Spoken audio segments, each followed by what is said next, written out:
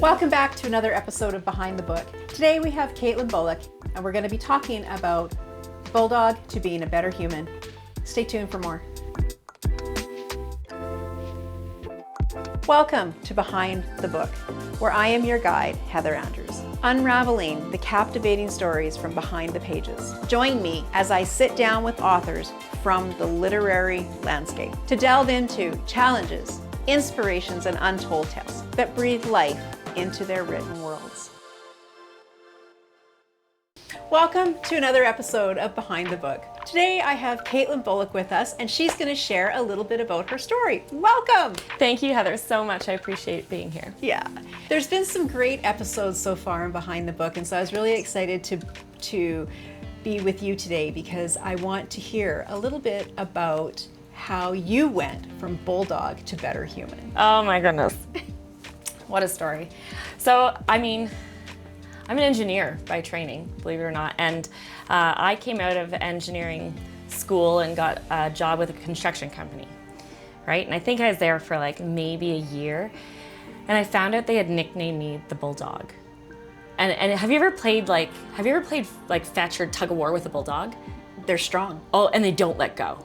Right. Like they do not let go. They pull and pull and pull, and like you could pick them off the ground and like the toy, and they will not let go. Yeah. And so they called me the Bulldog because anytime they had a task that needed to get done, they would go give it to Katelyn and just get out of her way, right? Because I would get onto that task and I would not let go, and I'd make sure. And it didn't matter if you were like the VP or the the president. I was coming after it to get it done.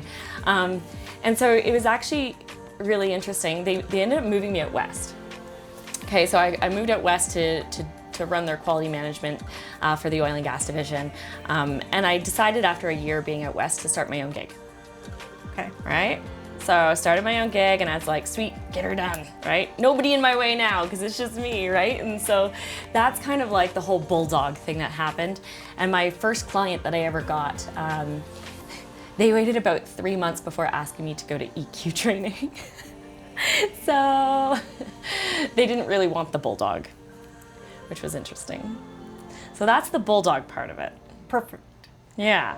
Now, to better human is actually a little bit more emotional. So I went through this EQ training, and you're learning the tactics, the skills behind it, the reasoning. But what no one else knew at the time is that I was 1 year into my marriage and it was failing. And so I was going to marriage counseling to try to save my marriage. Mm-hmm. And I had to learn about EQ, but then I had to practice it. Because going through engineering and going through construction, I had put up these walls, mm-hmm. right? And I could not take them down. At the end of the day, I didn't know how to relate to even the person I loved the most. I didn't know how to relate, right? And here I was going to marriage counseling. Like, we all go to marriage counseling, think they're gonna fix the other person. Hi, it's me. I'm the problem. It's me. No, Yeah. Right? Thanks, T Swift. No, it was me. I could not take my walls down. And I had to. I had to learn how to connect and be a better human to save my marriage. Which was a lot of vulnerability there. Yeah, it was. It was hard.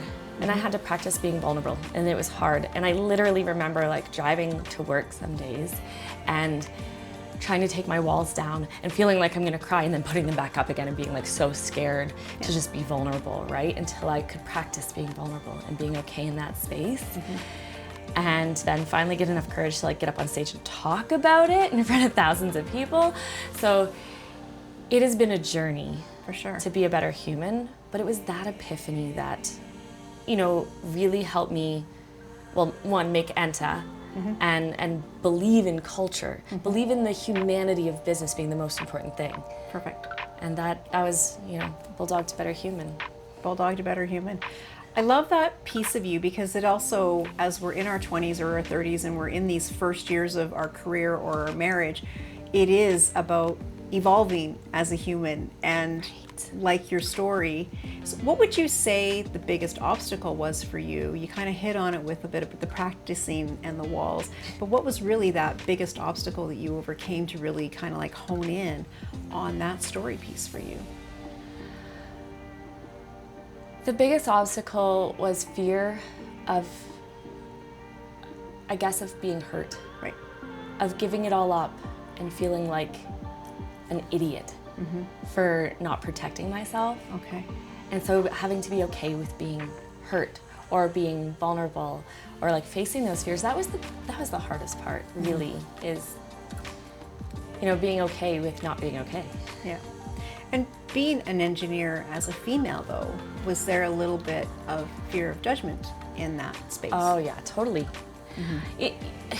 Yeah.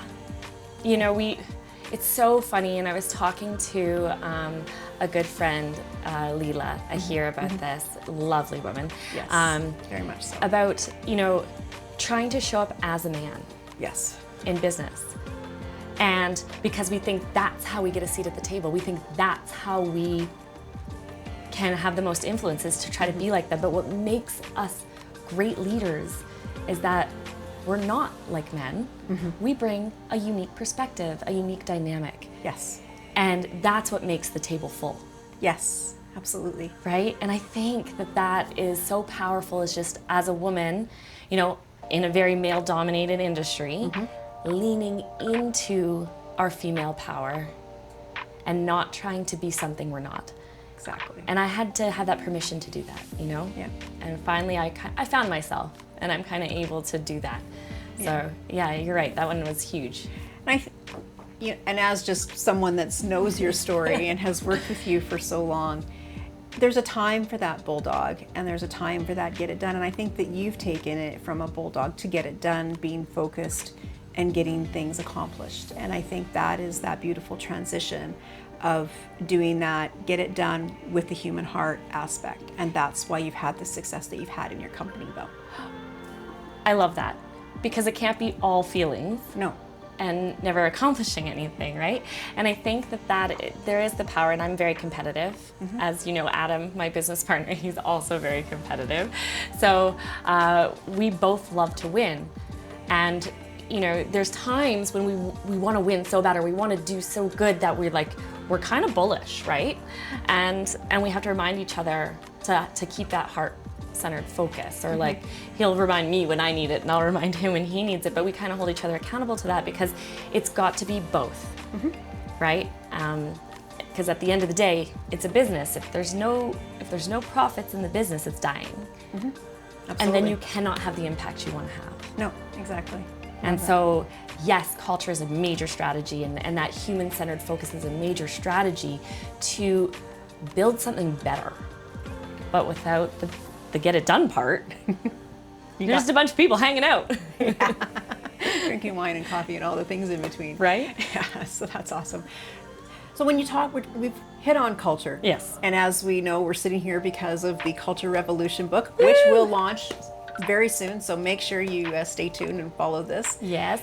And I've asked, one of the first questions that we asked when we were doing the interviews for the book, and as the people got started on their story, it was, what does culture mean to you? Oh, yeah. Great question. Culture to me is the way people behave. You know, their immediate reaction. And part of it is their own personal core values, but it's the aligning with the company core values. So it's how you show up every day, and the decisions that you make, and the behaviors that you show up with, and that, you know, is so intangible sometimes. You know, we can define it, we can label it, but culture really is, you know, how the choices that you're making on the day-to-day. Right? Because nothing is worse than somebody who says one thing and does another. Exactly. Like that, I can't work with that, right? And so for me, culture really is behaviors. And so there's ways to drive behaviors, there's ways to recognize great behaviors, or to, you know, give feedback on behaviors you don't want to see, right? And really push the culture forward in your business. Love that. And it being a part of Culture Revolution, you and Adam Kolozetti of Enta Solutions, you created this movement within your business, but also the Culture Revolution book that you brought. 10 other people into. 12 other people. 12 other people. 14. Yes. 14. 13. There's 13. 13. 13. So 11 other people. Yeah. And so what made you and Adam decide to do a collaboration book? Okay, this is kind of morbid, but Adam and I, back when it was the pandemic, we were videotaping all sorts of things. We called them Our Journey. And we just kind of hop on the camera and we would talk about the, can I say shit show that business was during that time. Yes. Right? It was nuts. It was a shit show. Oh, it was. And so like we would talk about, what we were going through and our struggles and our fears and our hopes and all this stuff just live and post it live. It was super vulnerable actually. It's kind of cool. But one of the things I was like, oh, we should do a eulogy. Yeah, like for each other. So he wrote his eulogy and I wrote mine as if we died today. And then we wrote them as if we died 10 years from now. Right. And then we read them aloud live. Wow. So I read his and he read mine. So we handed them to each other. And in his, he said something like, oh, Adam, this was his future one. Adam has been a publisher of over 50 books, blah, blah, blah. And I paused and I was like, Adam, we still have to start publishing like 3 books a year at this rate. And he's like, oh, I really didn't do the math. I had to just throw a number out there. Anyway, so I was like, okay, let's do it. Let's do it. Yeah. And so we started writing. And then we realized the book that we were writing, it was like, it's a long journey. And I was like, okay, we need to do one that we can start and get published this year. Like, let's keep that fun journey one. Like that one's like, it's a sci-fi business book, which is gonna be so cool. To boldly go, yeah. Yeah, to boldly go, as Adam would say. But like, to create worlds takes time. Yeah. To create other species takes time. So let's do one that we can get a movement going. And why not do it with a bunch of people? Like Adam and I have always been about community and lifting people up. Absolutely. And there's lots of individuals and companies and leaders who are doing culture well. Right? Or helping other businesses get their culture. I'm like, let's bring them all together. Let's create this like force. And because we're better together. We're better with other people. They make us stronger. And so we reached out to our network. We only asked like a few select people. And that was it. We started the Culture Revolution. Love that. I'm so good. Well, I went and being the publisher, helping you guys publish this book, it was amazing to me. I was very grateful that I had that time in corporate and hearing all of the culture, because I got to hear stories before everybody else. And I learned a lot, but I also was able to be reminded of what culture was and what I stood for in my culture. And it really made me think about how I want my own business to grow with culture and the values and the alignments and the behaviors and systems and processes and team culture and all of it. And so it was everything. And so it was just really super cool to be a part of that with you. And I love that Adam is taking his journey so seriously. Oh yeah, he's amazing. I won the business partner lottery for sure. Absolutely. Yeah. But it's interesting because your background in corporate is healthcare. Yeah. And I have a lot of friends in the healthcare industry. And so I hear about the culture. Yeah. And I think there's lots of room in lots of industries to have positive change. There's so much opportunity to positively change that, because it's a lot of industries, like healthcare included, a lot of industries have been old school. Oh. Like command style. And the next gen's not gonna accept it. Like they're not. They're just not. Yeah. And they will not put up and they won't tolerate. They will not. They won't. And that's, I think, the beautiful part about the younger, and that's where this book's going to impact. And I know when we were talking about ideal audiences for Culture Revolution, it really is about, the youngers coming up that are in it, as well as those who want to make the change that are already immersed in it. And even if they're that, 40, 50-year-old mark, and they're making those changes. And this was an amazing project. So I just really give you and you and Adam kudos to, move it, power it, move, and the people you brought in are all excellent. Incredible. Oh yeah, we have an amazing network. They're truly incredible individuals. So. Absolutely. So as we wrap up today, stay tuned for the next episode. But before we wrap up, yes, where can people find you? Ooh, LinkedIn is a great place to find me. I'm also on Instagram, TikTok, Lady Kate the Entrepreneur is my handle, so you can find me there, Katelyn Bullock, look me up there. Otherwise, go to entasolutions.org. You can always check us out there and what we're up to. And if you ever need to contact me, fill out the form and they'll get a hold of me. So yeah, happy to connect, love to network, and yeah, lift people up as we go along this journey. So thank you, Katelyn, for being on. Make sure you reach out to entasolutions.org. Make sure you grab your copy of Culture Revolution. Your life will not be the same. And stay tuned for the next episode. It involves unicorns, so stay tuned for more on her story. See you next time. It's been a literary voyage here on Behind the Book. My sincerest thanks to our featured authors for letting us peek behind the curtain. I'm Heather Andrews, urging you to keep exploring the vast universe of literature. Until our next chapter, happy reading.